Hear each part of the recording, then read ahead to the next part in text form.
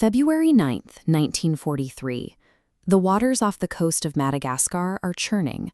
British warships are actively patrolling this sector, hunting for Axis targets, unaware that sliding quietly beneath the surface is the U-80, a heavily armed German submarine.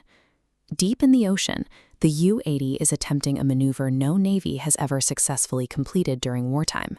It surfaces alongside an Imperial Japanese submarine to execute a mid-ocean human transfer. The crew knows the VIP passenger only as Matsuda. In reality, they are carrying Subhas Chandra Bose, the man the British government had prioritized as their primary internal threat. Two global superpowers diverted elite naval assets during a total war to transport a single Indian citizen 17,000 miles. They did this because Bose offered them a way to fracture the Allied war machine from the inside. Decades later, former British Prime Minister Clement Attlee sat down for an interview in Calcutta. When asked why the British finally left India in 1947, Attlee did not credit the decades of peaceful protests led by mainstream politicians. He admitted that the influence of peaceful resistance was minimal. The British packed up and left because of the complete collapse of loyalty within their own Indian military ranks, a direct result of the armed rebellion ignited by Subhas Chandra Bose. To understand how a colonial subject sitting in a Calcutta jail cell became a threat severe enough to shatter the world's largest empire, we have to look at how he weaponized the very system designed to suppress him. In the 1920s, the British Empire offered a clear path to power for bright Indian students. Join the Indian Civil Service.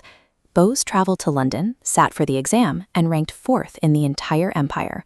The British expected a loyal administrator to help manage their colony. Instead, Bose formally rejected the position. He refused to draw a salary from the administration, actively subjugating his people. Returning to India, Bose threw himself into the independence movement, but immediately clashed with Mahatma Gandhi. Gandhi believed freedom would be achieved through moral persuasion and nonviolence. Firmly, Bose believed freedom is snatched, not given. When the British answered protests with force, he argued Indians had a right to resist with arms. This stance gained enough traction that by 1939, Bose defeated Gandhi's hand-picked candidate for the presidency of the Indian National Congress. He concluded that standard political discourse would never dislodge an occupying force. To break the empire, he needed an army of his own. The British recognized the danger and placed Bose under house arrest in his Calcutta home.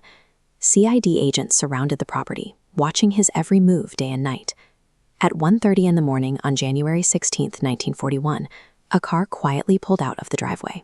Inside was a man dressed as an insurance agent named Mohammed Ziauddin. It was Bose, wearing a thick beard, slipping past the guards with his nephew Shashir at the wheel. He took a train to Delhi, pushing onward to Peshawar. Disguised as a deaf and mute Pathan to avoid interrogation, he navigated mountain passes into Kabul, secured a fake Italian passport, traveled through the Soviet Union, and finally reached Nazi Germany. In less than a year, Bose had outmaneuvered British intelligence and reached the geopolitical center of the Axis powers. In Berlin, he founded the Free India Center and began broadcasting over Azad Hind radio. He recruited 5,000 Indian prisoners of war held by the Germans, organizing them into the Indian Legion. During their meeting, Bose realized Hitler viewed Indian independence as a mere distraction for the Allies. The Nazi leader had no intention of supporting a free India. He wanted the Indian Legion as expendable labor for his own campaigns. Seeing no future in Berlin, Bose boarded a submarine and headed east. He arrived in Japan, where Prime Minister Hideki Tojo offered the military backing Hitler had refused. In Singapore, Bose took command of the Indian National Army. He stripped away caste barriers, united Hindus, Muslims, and Sikhs, and raised the Rani Jhansi Regiment, an entirely female combat unit led by Captain Lakshmi Swaminathan. He had successfully converted an ideological dream into a disciplined military force aimed directly at the borders of British India. The INA launched a massive assault on the eastern borders of India alongside Japanese forces. They captured the Andaman and Nicobar Islands and crossed the mainland to hoist the tricolor flag in Manipur. But the campaign stalled. Through Imphal and Kohima, monsoon rains wiped out supply lines, leaving soldiers to eat wild grass to survive. Combined with British airstrikes and Japan's collapse in the Pacific, The INA was forced into a retreat. On August 18, 1945, a radio broadcast announced that a plane carrying Subhas Chandra Bose had crashed at Taihoku Airport in Taiwan, killing him. This chart shows the aviation records from the Taiwanese government, which the Mukherjee Commission investigated in 2005. The official ledger reveals that on August 18, 1945, there were no recorded plane crashes on the island.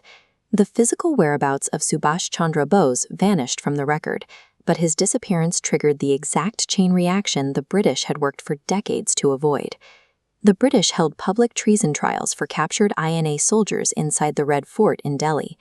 This backfired, sparking massive civilian outrage and nationwide uprisings in support of the defendants. In 1946, the massive mutiny of the Royal Indian Navy broke out. Thousands of sailors took over 78 ships, proving to the British that they could no longer rely on the military to enforce their rule. Bose demonstrated an empire cannot survive when its primary tool of enforcement, its own army, adopts the ideology of the rebels it was suppressing. In the end, the British didn't leave because they were persuaded, they left because they were no longer feared.